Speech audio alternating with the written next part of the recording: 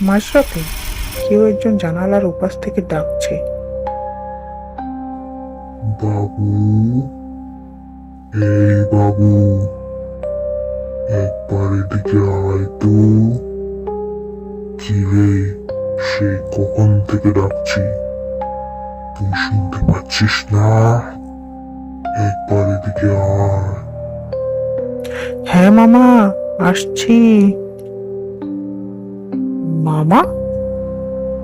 কিন্তু কিন্তু মামা তো মারা গেছে। তাহলে তাহলে এটা কে? এমনটা আপনাদের সাথে হলে আপনারা কি করতেন? কমেন্ট করে জানান।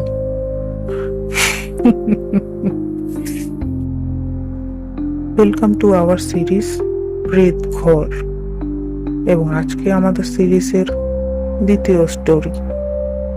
ভূত আছে কি নেই সেই নিয়ে তর্ক কিন্তু বহুদিনের।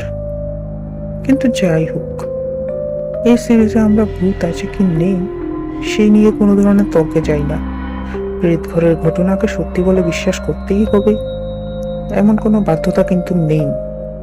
প্রেত ঘরের মূল উদ্দেশ্য হলো বিভিন্ন মানুষের সাথে ঘটে যাওয়া বিভিন্ন সত্যি ভৌতিক ঘটনাগুলোকে সবার সামনে তুলে ধরা। প্রেত ঘরের ঘটনাগুলিকে সত্যি বলে বিশ্বাস করবেন কি করবেন না সেটা পুরোপুরি নির্ভর করে শ্রোতাদের উপর। তাই প্রেত ঘরের ঘটনাগুলিকে প্রাথমিকভাবে এন্টারটেইনমেন্ট হিসাবে নেওয়াই হবে বুদ্ধিমানের কাজ। আর বেশি কথা না বাড়িয়ে চলে যাচ্ছি প্রেত ঘরের দ্বিতীয় এপিসোডে, যেখানে গল্প নয় ঘটে যাওয়া সত্যি ঘটনা শোনানো হয়। ঘটনাটি আমি যার কাছ থেকে শুনেছি তার ভাষায় বলছি। আমার নাম ঐন্দ্রিলা। আমার দাদুরা 3 ভাই। বড় দাদুর ছোট ছেলে যখন বিষ খেয়ে মারা যায় তখন আমি ক্লাস 4-এ পড়ি। বড় মামির সাথে কথা কাটাকাটির ফলেই নাকি মামা বিষ খেয়ে আত্মহত্যা করেন। ছোট মামা মারা যাওয়ার বেশ কিছুদিন পর ছোট মামির বাড়ির লোকেরা এসে তাকে নিয়ে চলে যান। তারপর থেকেই ছোট মামার বাড়িটি ফাঁকাই পড়ে থাকে। আমি ছোট থেকেই দাদুর বাড়িতে মানুষ। পড়াশোনাটাও ওখানকার স্কুলেই করি। রোজ সন্ধেবেলায় টিউশন থেকে বাড়ি ফিরতে গেলে ছোট মামার বাড়ির সামনে দিয়ে আসতে হতো। ওখান দিয়ে আসার সময় শরীরটা কেমন যেন ভারী ভারী লাগতো। যাই হোক, ওই বাড়িটার দিকে তাকাতাম না কোনোদিনও। এর মধ্যে কেটে গেল আরো 5টা বছর। আমি তখন ক্লাস 9-এ পড়ি।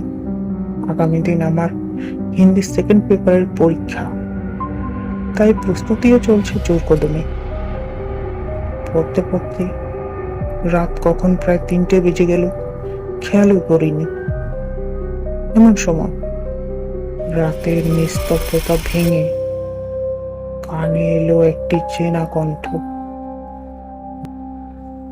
বাবু,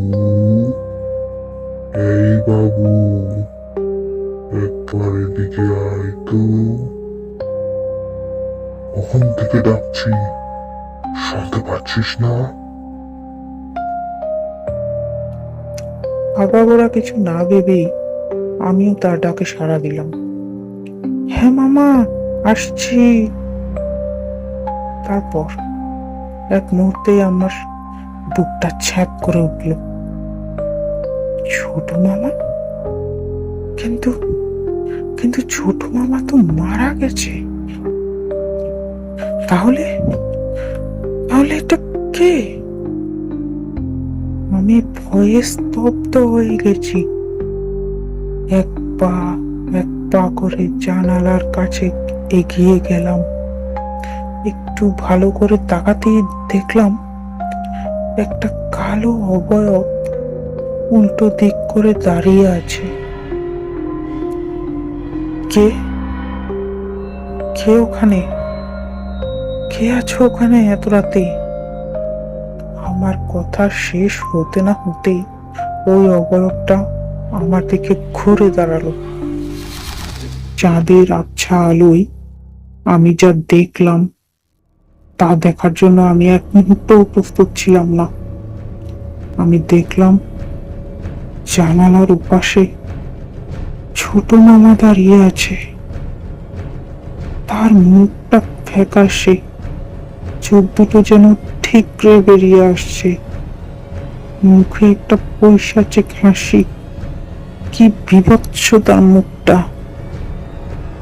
আমি যে সেখান থেকে ছুটতে পালিয়ে যাব তারও জোর নেই।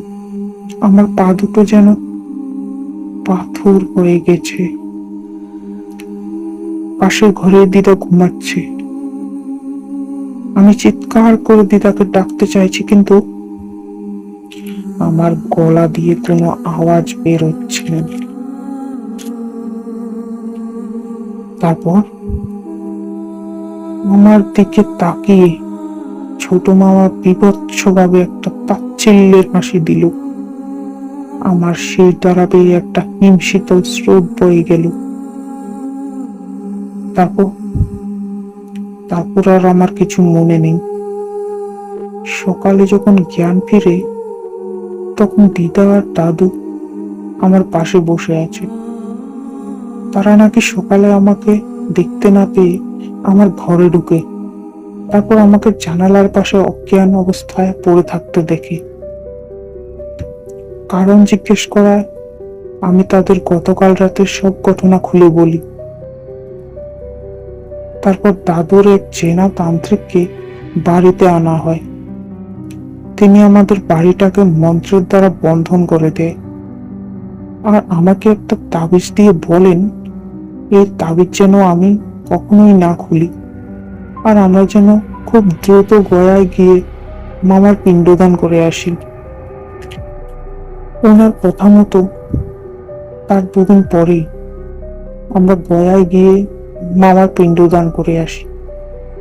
তারপর থেকে আর কোনোদিনও আমরা মামাকে কখনো দেখিনি। এই ছিল আজকের ঘটনা। তো কেমন লাগলো আপনাদের আজকের ঘটনা কমেন্ট করতে ভুলবেন না। আপনাদের কি মনে হয় এটা সত্যি নাকি পুরোটাই মিথ্যে, সেটাও কমেন্ট করে বলুন। আপনারা যদি কেউ ঘটনা লিখে পাঠাতে চান আপনাদের সাথে কিংবা আপনাদের চেনা কারোর সাথে ঘটে যাওয়া সত্য ভৌতিক ঘটনা, তাহলে সেটা অনায়াসে অবিলম্বে লিখে পাঠাতে পারেন আমার ইমেইলে। আমার ইমেল অ্যাড্রেস হলো orpitavomik@gmail.com। লিংক ডেসক্রিপশনে দেওয়া আছে। লাইক করতে ভুলবেন না, সাবস্ক্রাইব করতে ভুলবেন না, কে কোথায় থেকে শুনছেন সেটাও কমেন্ট করতে ভুলবেন না। আজকের মতো এই পর্যন্তই। ঘটনা ভালো লাগলে আপনাদের বন্ধু বান্ধব বা পরিবারের অন্যান্য সদস্যদের সাথেও শেয়ার করুন। সবাই সুস্থ থাকুন, ভালো থাকুন।